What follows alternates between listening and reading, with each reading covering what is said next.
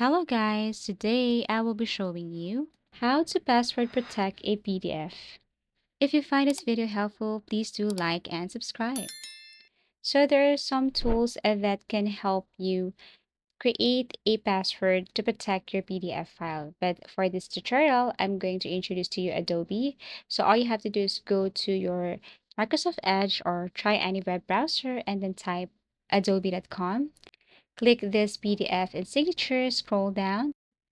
Tap on View All Tools and then scroll down here till you see Protect PDF option. Click this one. And once you tap this, all you have to do is to upload your PDF file. Select your PDF file.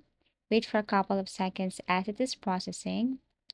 Then once done, you should see this, and all you have to do is to add your password. Make sure password matches and then tap on set password. Wait for a couple of seconds. And after that, you're going to download this PDF file. So let's see.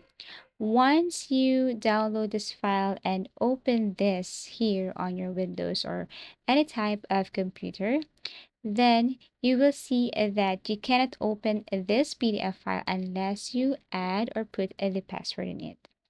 So basically, that's it. That's how easy it is to password protect a PDF.